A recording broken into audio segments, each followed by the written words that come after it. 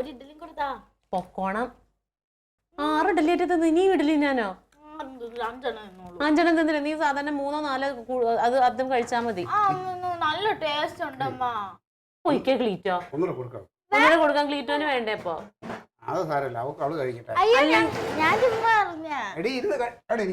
അവൾ വയറിരിക്കുന്നു നോക്ക്, പൊട്ടി പോവാറായി. സാധാരണ ഇവിടെ എന്തുണ്ടാക്കിയാലും കൊണ്ടുപോയി കളയല പതിവ്. ഞാനത് പറഞ്ഞ ഇച്ചിരി ഉണ്ടാക്കിയുള്ളൂ.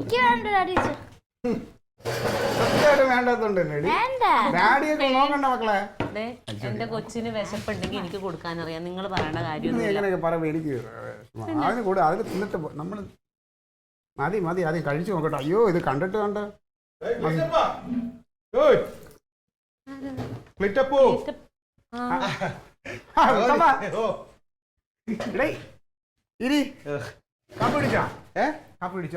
കാപ്പി കുടിച്ച് നിർബന്ധിച്ചവരുടെ കൂടെ കഴിക്കാം. എന്നാ നിർബന്ധിച്ചിരിക്കണേ.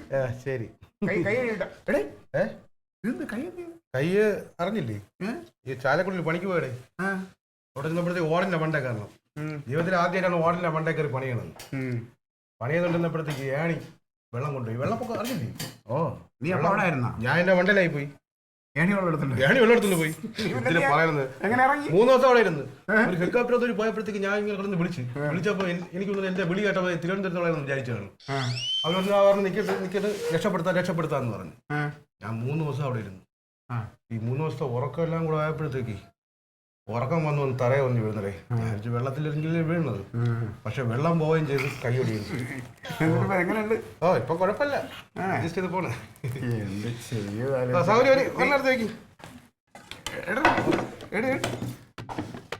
കഴിക്കടാ,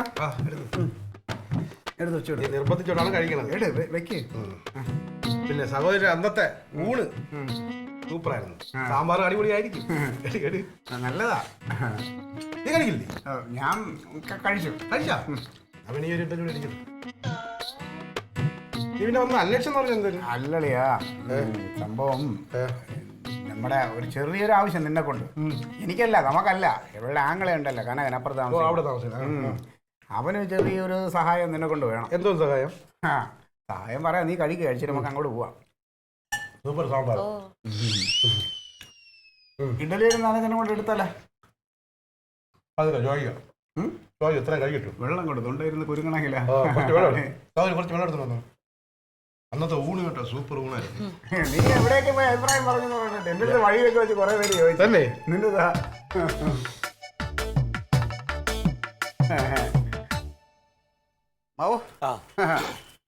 ആളറിയാമോ? കുട്ടപ്പൻ മേസ്ത്രി. എന്റെ കൂട്ടുകാരനാ. പണി സാധനങ്ങളൊക്കെ ആയിട്ട് ആശാരിപ്പണിയാണ് ജോലി. ഇവിടെ ഇപ്പൊ പ്രത്യേകിച്ച് ഇപ്പൊ പണിയൊന്നും അല്ല മാവാ. കനകന് മറ്റേ ഫർണിച്ചർ ചെയ്യണ്ടേ, ഡൈനിങ് ടേബിൾ വേണ്ടേ?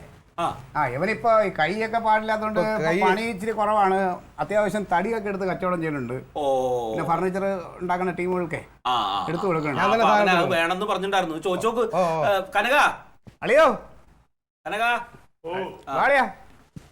എന്നാലും ഇവനെ ഇന്നലെ ഞാൻ യാദൃച്ഛികം ഒന്ന് കണ്ടപ്പോഴേ വരാൻ പറഞ്ഞു. നോക്കാം. അളിയനാണ്. പിന്നെ സംഭവം കുട്ടപ്പൻ ഇപ്പോ തടിയുടെ പരിപാടിയാണ്. കൈ വയ്യാത്തതുകൊണ്ട് പണിയുണ്ട്. ഈ തടിയൊക്കെ ബിസിനസ് ആണ് ഇപ്പൊ. കൈ വയ്യാത്തത് കൊണ്ട് ആൾക്കാരെ വെച്ച് പണി എല്ലാം ചെയ്തു കൊടുക്കും. നമ്മളെ വീട്ടിന്റെ അടുത്ത് ഒരു പാർട്ടി പറഞ്ഞ് ഒരു നല്ല സൂപ്പർ ഒരു താഴെ നിൽക്കുമെന്ന് പറഞ്ഞു. ഡൈനിങ് ടേബിളൊക്കെ ആഞ്ഞിരും. അപ്പൊ ഡൈനിങ് ടേബിൾ വേണമല്ലോ. നിനക്ക് ഡൈനിങ് ടേബിൾ വേണ്ടേ? വേണം. അപ്പൊ അത് നമ്മള് മറ്റേ അവനാളെ ഏർപ്പാട് ചെയ്തല്ലേ? ഏർപ്പാട് ചെയ്താ ഇൻസ്റ്റാൾമെന്റ് എന്തായാലും കണ്ടല്ലേ? അപ്പൊ നീ പൈസ കളയാൻ തന്നെ തീരുമാനിച്ച ആളെയാ? എടാ, എന്തെങ്കിലും അറിയാന്നുള്ള ഒരു കാര്യം പറയുമ്പോ അതൊന്ന് മനസ്സിലാക്ക്. ഈ ഡൈനിങ് ടേബിൾ നീ ഇൻസ്റ്റാൾമെന്റ് കാര്യം വാങ്ങിച്ചാലേ നിനക്ക് അതിനുള്ള പൈസ നീ അടച്ചു വരുമ്പോ എത്ര രൂപ വെറുതെ പലിശ കൊടുക്കണം? മൊത്തത്തില് കാശില്ലാത്തോണ്ടല്ലേ? അല്ലെങ്കിൽ പാർക്കയിൽ ഇപ്പൊ അങ്ങനെ അധികം പൈസ കൊടുത്ത് ഇത് വലിയ കാശൊന്നും ഇല്ലെന്ന്. നല്ല സാധനം അതല്ലേ, ചുളുവിനെ വാങ്ങിക്കാം. ഒരു വീട്ടിന്റെ അതിൽ നിൽക്കണതാണ്. ഇതൊന്നും പറഞ്ഞിട്ട് കാര്യമില്ല. ഒരു തടിയൊക്കെ എടുത്തു കൊടുത്തിട്ട് അത് മില്ല് കൊണ്ടായിട്ടൊക്കെ പിടിച്ചിട്ട് വരുമ്പോ 10-50,000 റുപ്യ റെഡിമെയ്ഡ് സാധനം ഇവിടെ വന്ന് കിടക്കും. റെഡിമെയ്ഡിന്റെ പിന്നിലെ തട്ടിപ്പൊന്ന് പറഞ്ഞു ഞാൻ പറഞ്ഞു തരാം. ഇതൊക്കെ വലിയ പുള്ളിയാ. ഇതെന്ത് തടിയാണ്? അത് ഇതെല്ലാം തേക്കെന്നാണ് തോന്നുന്നു. കേക്കൊന്നുമല്ല ഇത് നല്ല ഒന്നാം തരം പരിക്കപ്പിലാവാണ്. മനസ്സിലായത്? അതാണ് ഞാനും തടിയും തമ്മിലുള്ള ബന്ധം. മനസ്സിലായില്ലേ? ആ ഇതുപോലെ തന്നെ പെയിന്റ് അടിച്ച് അവന്മാർ കൊണ്ടുതരും. നമ്മൾ വാങ്ങിച്ചിട്ടും അറിയാതെ. എത്ര രൂപയാവും? 10-25,000 രൂപ ആവില്ലേ? എത്ര രൂപ അടയ്ക്കേണ്ടി വരും? അല്ല ഈ ഇവര് ഇത് ചെയ്തോണ്ട് പറഞ്ഞ എന്ത് തടിയില് ഇവിടെ ചെയ്തോണ്ട് പറഞ്ഞ റബ്ബറിലല്ലേ ചെയ്തോണ്ട് പറഞ്ഞത്. അങ്ങനെയൊന്നുമില്ല, അങ്ങനെ പറ്റിക്കുന്നില്ല. നല്ല പോളിഷ് ചെയ്ത് ഇതുപോലെ പെയിന്റ് അടിച്ച് മറ്റേ കാതലിന്റെ ഇതൊക്കെ വരച്ച് കൊണ്ടുവരും. അത് നമ്മൾ വാങ്ങിച്ചു നമ്മൾ അറിയാതെ വാങ്ങിച്ചു. സംഗതി. പക്ഷെ ഈ തടി വാങ്ങിച്ച് ചെയ്തു കഴിഞ്ഞാൽ നമുക്കൊരു വിശ്വാസമുണ്ട്. അത് ശരിയാ, ഏതാ തടിയെന്ന് നമുക്ക് ഉറപ്പാണ്. നമ്മൾ നിർത്തി പണിയിപ്പിക്കുമ്പോ അതിന്റെ ബലമൊക്കെ ഉണ്ടാവും. സംഭവം ശരി തന്നെ. പൈസക്ക് പൈസ വേണ്ട അളിയാ.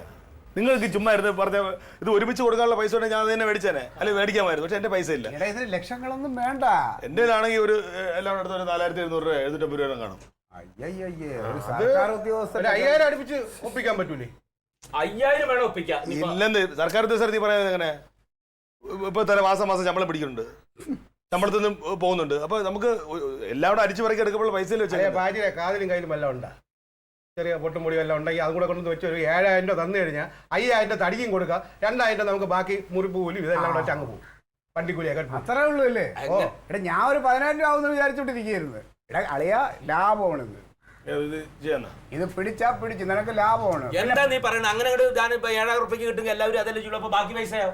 എന്ത് ബാക്കി? ബാക്കി എന്തോ കൊടുക്കാൻ പണിയണ്ടേ? പണിയില്ലേ? ഇതാണ് എന്റെ ആരാണിത്?